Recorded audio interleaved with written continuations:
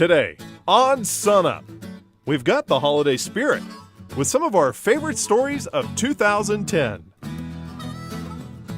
And, oops, some of our best bloopers of the year. My hard drive kind of froze up there. Quentin does it, so I don't feel bad. Oops. Okay. That's today on SUNUP.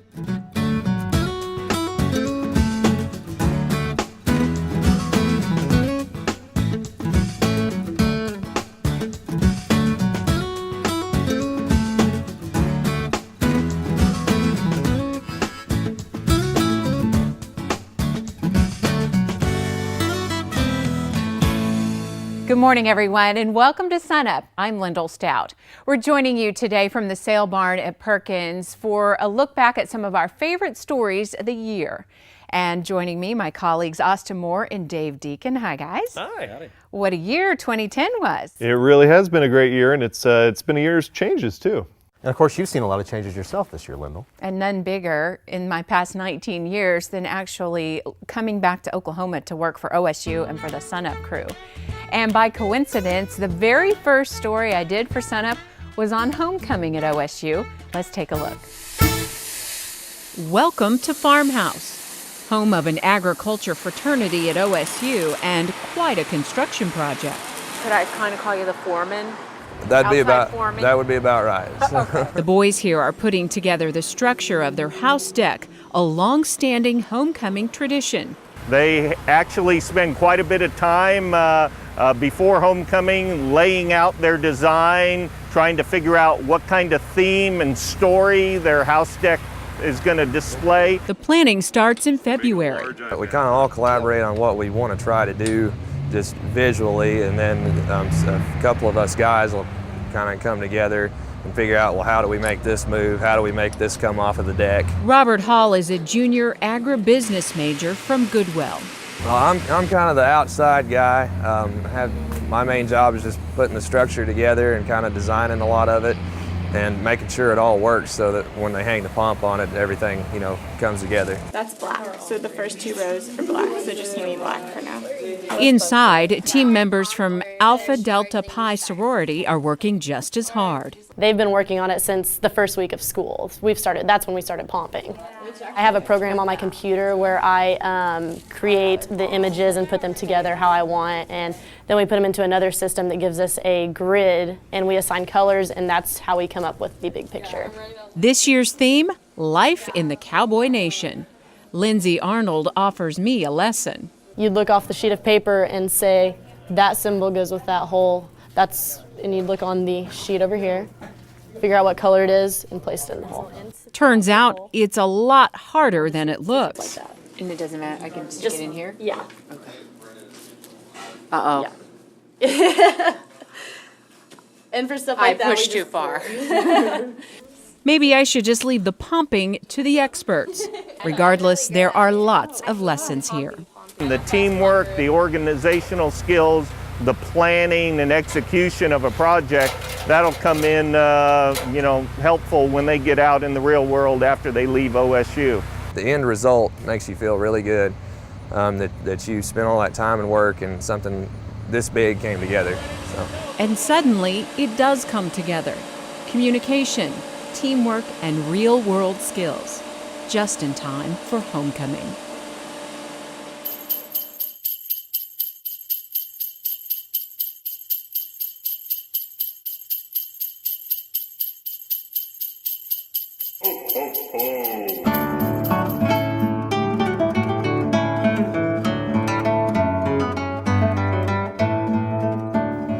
Y'all, it's been great to have been with you this past year.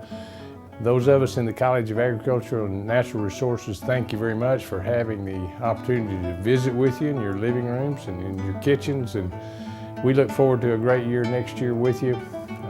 We wish all of you a Merry Christmas and a Happy New Year, and see you next year.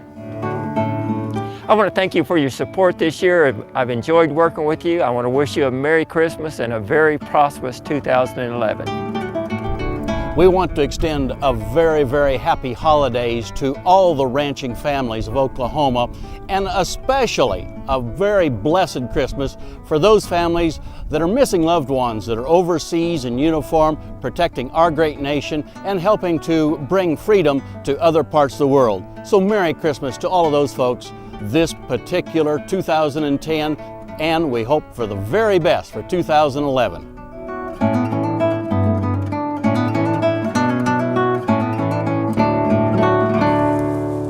As the sun rises beneath the coolness of the morning spring breeze, the group begins to gather. Does anybody have any target birds that they are looking for on this trip that I should know prairie about? chicken. Besides lesser prairie chicken. I'd love to see a bobwhite again. I grew up. Welcome to Woodward's 2010 Lesser Prairie Chicken Festival, where in spite of a muddy start, this small group of birders is excited to see one of nature's biggest displays. Come on, do your next thing. Oh, it's awesome. They do look like they're sneezing. For many of the participants, it's the show they've been waiting for their entire lives. In fact, Julie Zickafus of Ohio calls a lesser prairie chicken a life bird.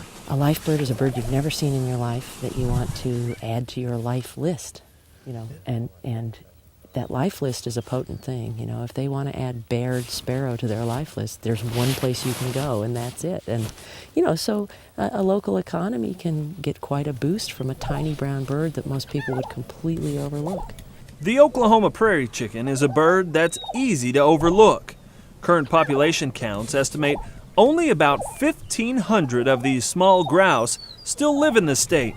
And unless you've been to western Oklahoma in spring and walked the range around sunrise, you may never have seen its famous show. Yeah, they're really charismatic, and the nice thing about them is they tend to congregate. The males come together on these places we call leks every spring. They're very predictable, so we know that we can get people close and they can see their mating display. We're watching the dance. What's happening?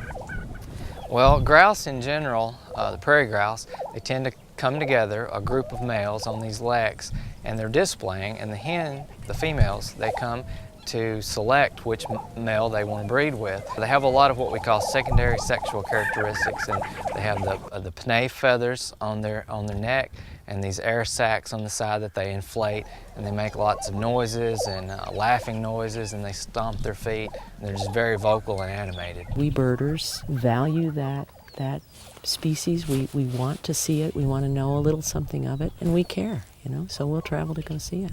Well, we love birds. We love birding. We go across the country to find them. So we always wanted to see the prairie chickens. Whether Woodward Festival goers saw a life-changing moment is up to them. Regardless, the lesser prairie chicken continues its spring ritual, booming its unique show to anything that will watch, all while surrounded by Oklahoma prairie. You know, one of the things I love about this show is the people we meet, the places we go, the stuff that doesn't necessarily make it on. And in that prairie chicken story, Sue Selman, whose ranch we were visiting, her son collects rattlesnakes. And I'm not a snake fan. Interesting collection. It really is. They've got a pit out near one of the barns that you walk up to and it looks like it's about a foot off the ground, but you lift the lid on this thing, and if you can stand the sound, which is like 20,000 baby rattles going off at once in your ear. It's kind of scary. Yeah, it actually goes 6 or 7 feet down. But Dave, how many? 20, 30? If there was one, there had to be 30 rattlesnakes down there. Yeah. Apparently he used to collect them and then sell them, but it's not really working. So now they just transport them a few miles away from the ranch. But scariest thing I've ever seen on this show. But one of the coolest things was that was shot in 2 weekends. Yeah. Because the first weekend you guys went out and it rained.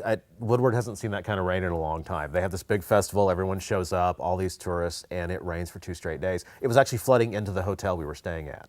And so we couldn't make it out to the leks. You know, we hiked out, and that's where you see us all hiking out. But there we got within maybe a half a mile. The roads were so bad. And we nearly didn't make it down that road. You see at the start of the story, people hiking down the road. That's because we couldn't get the cars in there. It's too slick. And then we went back the week or 2 weeks after that and got some great footage of the lesser prairie chickens out there. And I thought, you know, hey, they're prairie chickens.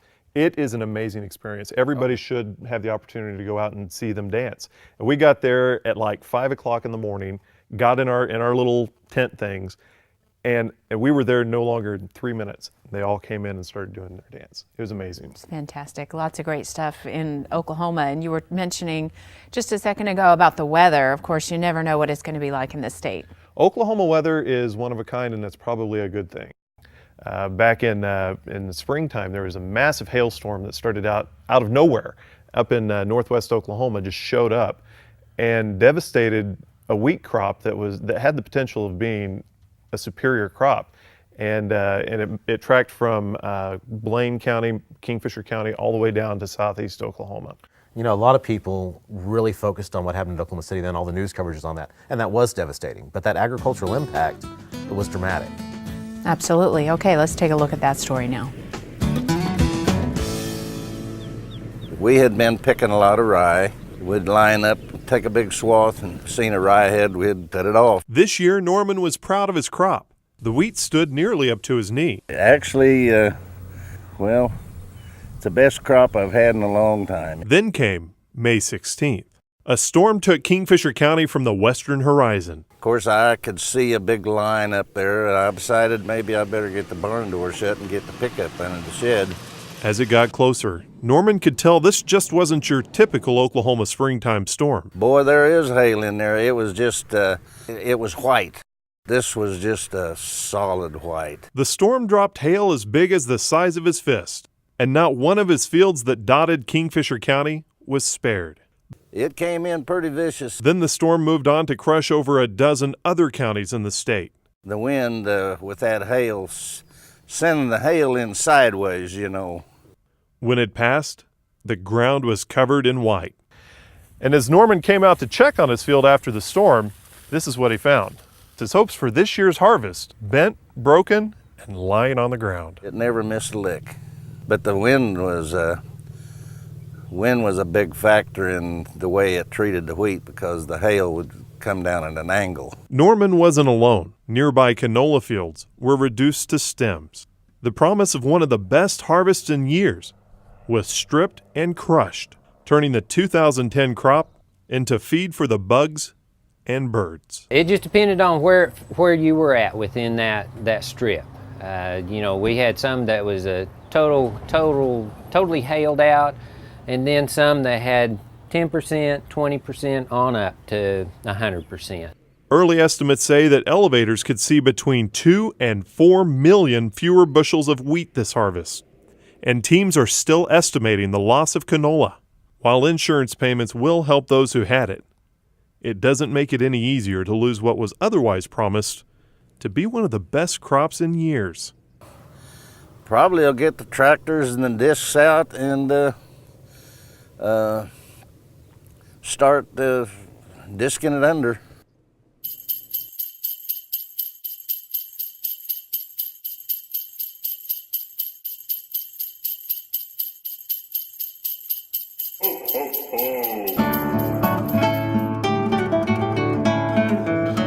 I'd like to wish everyone a happy holiday season and my best wishes for a joyous and prosperous new year. Hi, this is Randy Taylor from Shop Stop, wishing you a Merry Christmas and a Happy New Year. I'm Wayne Kiner. I'm also with Shop Stop, and I hope you have a Merry Christmas and a Happy New Year as well. From the Oklahoma Mesonet crew, we'd like to wish you and your family a Merry Christmas. In wonderful weather in 2011. I just want to wish everybody a very Merry Christmas and a Happy Holiday, and look forward to having a prosperous New Year.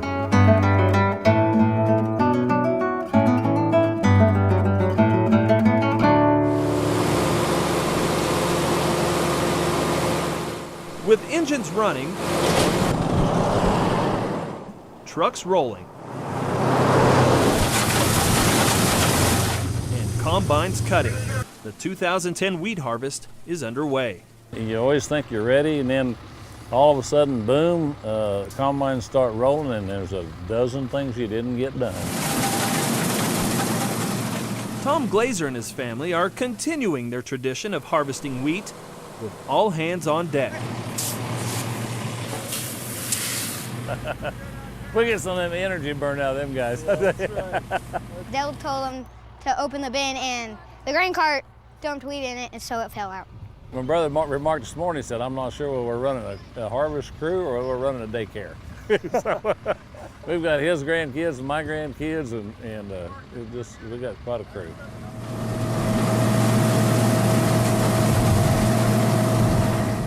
And the help is needed. Mostly good weather conditions the last few months means harvesters are cutting a big crop. With yields averaging between 30 and 40 bushels an acre, Oklahoma wheat is pouring out of the fields, bringing with it test weights above 60. We was down toward Omega yesterday. We got some land down that way, and that was all running from 61 to 63 pounds. But good yields and good test weights are being blown aside by low protein and low prices. Prices are terrible. I'm not sure we can afford to raise it for what, $3.24 or whatever it is today. So I don't know what it's going to come to. Prices look much different than they did last year. Predictions look like our carryover is going to be about 1 billion bushels this year. So we've had significant increases in carryover in bushels, and unfortunately Oklahoma didn't have a crop along with Texas last year, but Kansas and the northern states came on strong, and then worldwide the wheat crop just came on very strong. So prices do look to be a lot different. Last year, while Oklahoma struggled through its worst crop in 50 years, prices were between $5.50 and $6 per bushel. Today, it's about half that, with some locations offering below $3, a price being weighed down by low protein. And that's all before discounts for dockage and foreign material.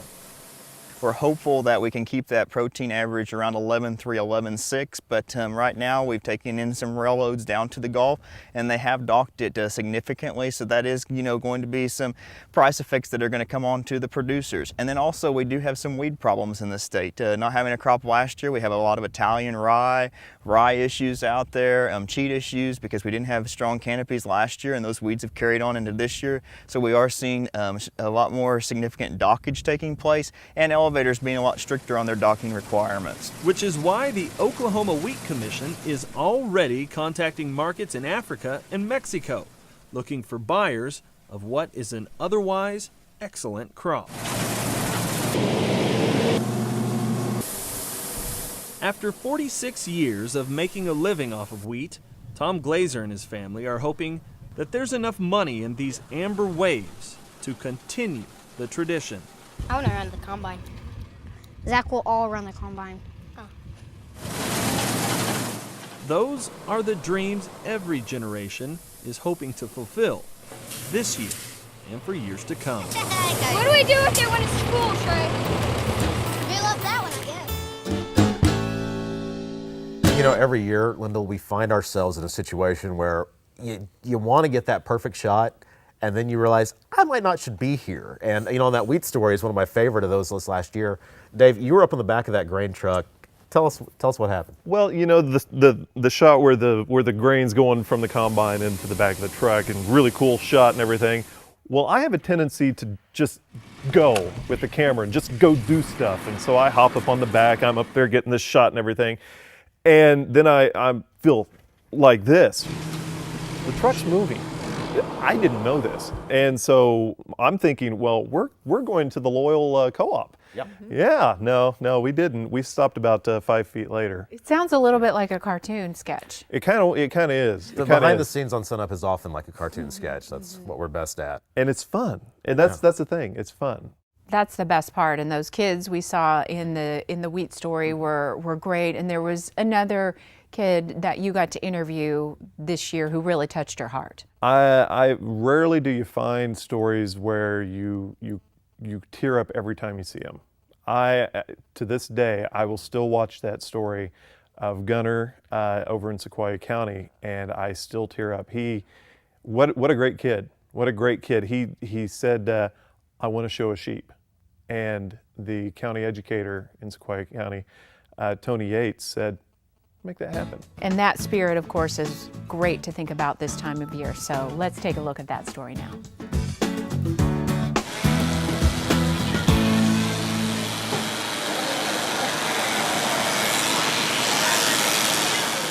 Have you ever taken the time to really listen to the sounds of a junior livestock show? Can you really describe the shapes of each animal and what they feel like? This young man can, because to Gunner, those are the things that matter the most. Gunner was born 13 weeks premature, and he developed a condition called retinopathy of prematurity as a result, which left him being blind. Today he's 11, and he is just a wonderful person. He's changed my life in so many ways. Is this the arena, like where you ride horses? And so one evening as we were walking, I just kind of mentioned, you know, it would be kind of neat if Gunner had a lamb. And Tony said, I can help him with that. He wanted a lamb, so we found him a lamb, got it donated for him. He's got long tags on his ear, and then I'm leading him with a rope. I walk with him and keep your arm back. He's really nice. What's that noise? It's a forklift. There's the Hi, carrot. Gunner. How are you? Good. You ready to show your lamb? Yeah. DeCara Graham takes time out of her busy college life to help Gunner and his Uncle Todd learn the basics of showing a sheep. We've had him for probably 2-3 months. This is our first year doing this, and it's a learning experience for me, but I think we're doing all right. Champion and reserve up and clean, because we are going to have the champion drive a little bit later. While everyone is watching the cattle show, there are 3 people on their way back to the pens. He's been looking forward to it. I think he has less apprehension than most. He's not afraid. He's not nervous. He's ready to go show. Good luck, Gunner. This is Mary Lynn from the riding. We're gonna watch you, okay? Okay. You're gonna do good. This is the first show for 2 of them, but DeCara knows that Gunner and his Uncle Todd will do just fine. Okay, let's go. We're gonna go real slow, okay? Go this way. Turn left. Okay, you're doing good. It's like his mother was telling me, you know, his brothers and sisters get to play ball and get to do other things, and it's harder for him. Okay, now we're gonna take another left, okay? Something different than his other siblings have is good for him, I think, for his development. You know what? What? Man, I've got more admiration for you than anybody I've ever met. I'm gonna shake your hand, okay? Okay. Good job. I mean, it's hard to explain. I mean, I wouldn't give it up for nothing. It's just really amazing. He's talking about your lamb. Wow. Like the young man here in the center, he'll be driving the class winner. That's the one behind you.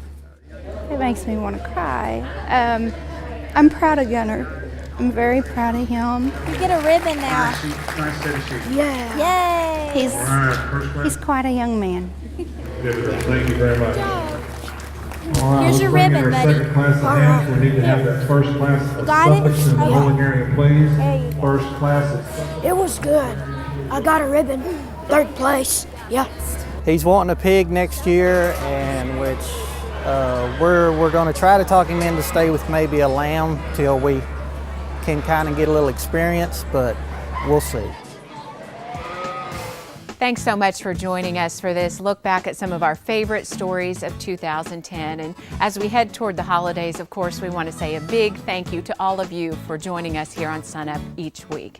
And as we close today, a look back at some of the fun behind the scenes at SUNUP. Have a Merry Christmas, everyone, and we'll see you next year. As we get further into 2010, the final numbers for the 2009 International Cattle Markets are starting to come in, and we have our good friend Daryl Pill here to break them down with us, and he's going to break down with a rap song right now. Wiggity whack. I thought we were going to have everything broke before we got to the end of that. Yeah, you're telling me. See, I can work that with a buzz cut. First, what about the demand side? That's my McLaughlin wasn't very good, but Tell me about demand. Daryl Pill, demand. Thank you. Good morning and welcome to SUNUP. I'm Kathy. Shoot, I'm sorry. Do I walk and then start talking? Yeah. I knew that. 3, 2. Good morning and welcome to SUNUP. Good morning, welcome to SUNUP. I'm Austin Moore. Well, wheat harvest is almost here. Is it over there? It's over there. Okay. It's over there. May not look like it right now. There's a major winter storm moving in on us. Winter storms usually bring snow and ice. Snow and ice. Fed cattle and box beef. I'm glad you flubbed that because I had this enormous itch appear on my nose just as you started talking, and I thought, oh crap. Well, I flubbed for you. Thank you. That's what I do. So it's right. just one more service we offer. That's good. Hey, I like about that. the best service I do offer. That's about it. That's what we call it, grain sorghum. Yeah. Okay. All right. Welcome to the big show. All right, here we go. Ready? I'm gonna be a chick and look at my hair real quick. Clinton does it, so I don't feel bad. There's that too if you. Okay. Or if Daryl wants fix to it, watch. fix it. There you go. Madness. I bet you never go through this typically, I'm sorry. There you go. Is that too bright? No. Yeah. Can't see nothing. Do. Awesome. This is actually working. My hard drive kind of froze up there. Well, I'm about to hold this here reflector for an interview here with Kim Anderson at the grain market. Maybe we can shine the light right in the face. Maybe we can cause some retina damage if we're lucky. Or I could make it a hat. Make a hat or a bird or a plane. Origami with shade or with reflectors.